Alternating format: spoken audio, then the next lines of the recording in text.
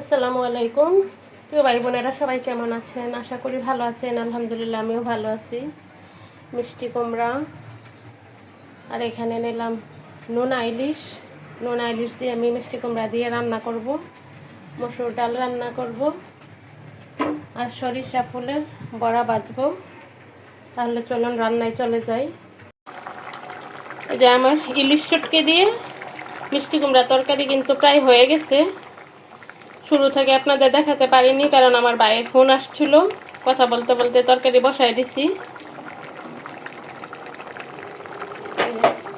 আর এখানে আমি সব মশলা দিয়ে রাখছি। সরিষা ফুলের বড়া, সাথে আছে চালের গুঁড়া, মাখাইয়া শুধু ভেজে ফেলবো।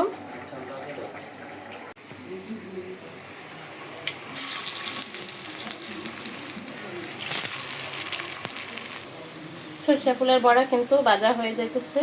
আমি এখানে নামিয়ে ফেলছি কিছু। দেখুন, গরম গরম সরিষা ফুলের বড়া কিন্তু ভাতের সাথে বা খালি যেভাবেই খান ভালো লাগবে। আর নোনা ইলিশ দিয়ে মিষ্টি কুমড়া।